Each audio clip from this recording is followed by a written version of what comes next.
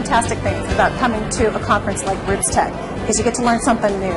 And I have been thrilled that I have been learning so many new things here too. One of them is I just heard about GenerationStation. And so I've invited Mike Dowdle from GenerationStation to come here and tell us about it. Enlighten me. What is GenerationStation? So GenerationStation is a site to create and preserve family history, but we're approaching it kind of a completely different way. It's very open, very collaborative, really inspired by a lot of the philosophy of Wikipedia and what they're doing with this open, collaborative nature. We're really doing it for every deceased person of a family, where anyone can add content to the biography and life story of that person. Anyone can upload photos and videos and scan documents and tag them and discuss them. And all these things connect to the other family members. So it's sort of like evolving the family tree to the 21st century is what we're trying to do.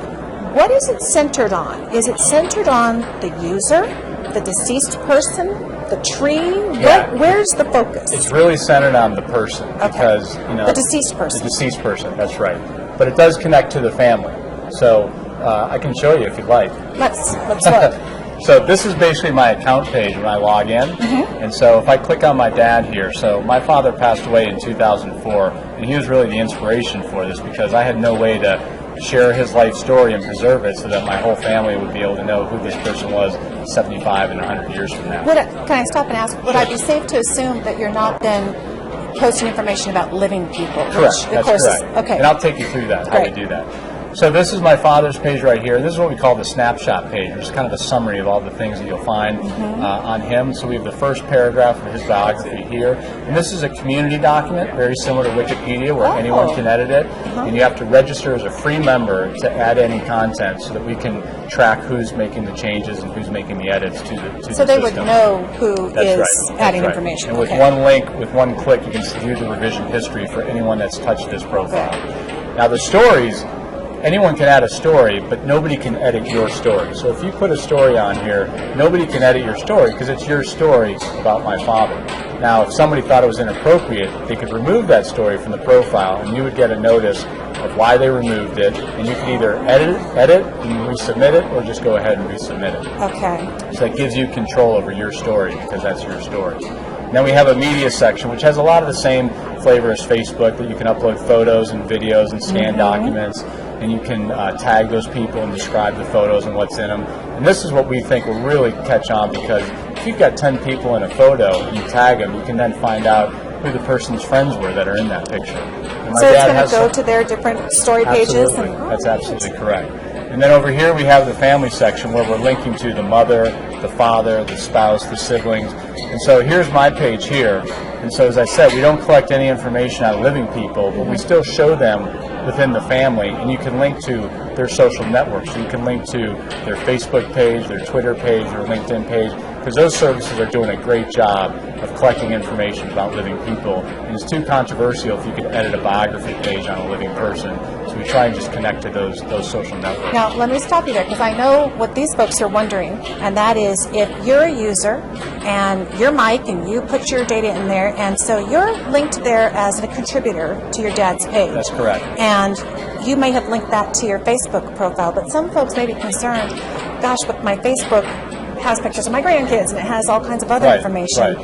Can you be more private than that? Right, so you still don't get access. So basically, if you clicked on my Facebook or Twitter or LinkedIn page, you're only going to get what I've agreed through Facebook to share. For the public. For the public to share, that's correct. So we don't connect any private information on myself that I haven't put as private in Facebook or Twitter. It's not going to automatically friend you to the person you're looking through to. Good. Okay. So that's what we have, but we still show the context of how they are in the family. And we have COPA compliance for anyone that's under 13 years old. We can't put any names of children in the system at all. So when we do add a living person, we just ask for the name, and you put it in there, and you can put a profile picture. And if they're under 13, we don't ask for anything except what their gender is. We can put either son or daughter in the system. Okay, yeah. Because I was thinking, I actually have gotten emails from folks who are 13 and slightly younger who do listen to the show and have, for one reason or another, gotten the bug. Yeah, so they want to participate. They can more privately. They can. That's exactly right. So that's kind of the, I think we have a slow 3G connection here, but that's kind of, we can go through each one, the biography and the stories, but I think you get the gist of what the product is. Well, is this a free service? Is this a subscription? Yeah, so it's What a level? free service, Okay. completely free. And now you're wondering, well, how are you going to stay in business? So what we do is we have some premium services, and the premium services help you get a little bit more control and a more engaging experience. So for instance, we'll have an alert system that will alert you when certain pages that you've marked that you want to be alerted to when they change, and we'll alert you once a week. But as a premium member, we'll alert you in real time. So when my father's page is updated, I want to be the first to know about it. Yeah. So as a premium member, premium membership is $24.99 a year, so it's very, very cheap. Right. So I get a real-time alert. I get 100 media uploads are free. When you get to 101, you have to become a Those premium are your member. digital Photos, photographs. scanned images, audio files. So you can put documents. That's right. Okay. That's right. If you want to upload video, you need to be a premium member. Okay. We'll have guest books, similar to the way obituaries are in the newspapers with guest books. We'll have those, and premium members can add those to a profile.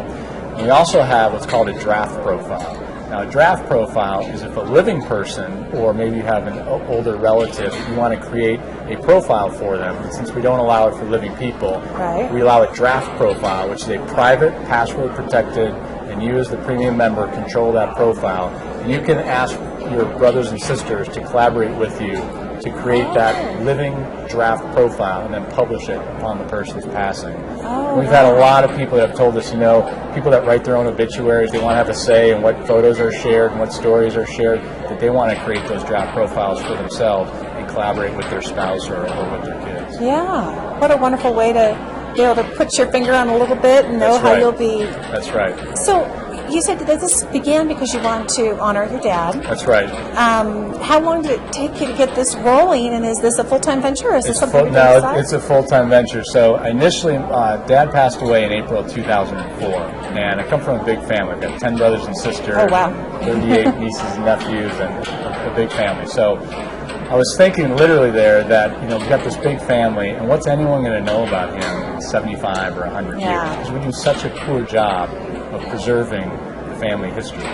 No one does it really well. They do it in books and starting to do it online, but it's real difficult to do. But at the time, that was before Facebook, before YouTube, and so people weren't pouring their hearts out on the internet like they are today. So it took me a couple of years, and there was a couple of moments of inspiration where I was getting some family history things I wanted to share, and I came across some technology that was some open source wiki type technology. And it was actually easier to use than Wikipedia. And I thought that's the solution, is more of this open Wikipedia type platform for deceased people and families. So spent several months in 2009 early on just researching and talking to genealogists and talking to technologists of how we would do it. And we started developing in June of last year, 2010. Wow. I've been full-time on it. We went into private beta in late November of last year, so just a couple months ago. We've got a couple hundred people that have been in there that we've invited to use it. Some are just people interested in family history. Some are real genealogists. Getting very good feedback, and we're ready to launch in the next week or so. So is that right? Yeah, we got the coffee going to keep the caffeine flowing. You're going to be doing 24/7.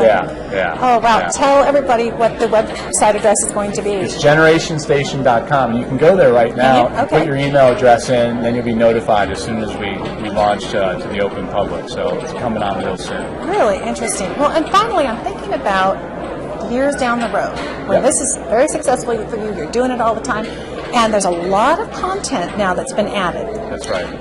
Is there any way to sort or manage the content, or when you go to your dad's page, it just first come, first serve, and it's just a stream of information? Right. So right now it is a stream of information. These are a lot of the future type of features that we'll be adding. The ability to organize content. The order of the photos, and we do like right now we don't have where you can put basically like slideshows together, certain pictures. We'll have that functionality. We don't have GEDCOM import-export right now. It's a big thing for the genealogy community. Yeah. We will be having that, but we don't have that right now. So this is just the first phase of the product. There's a lot on our roadmap to grow and to build further on.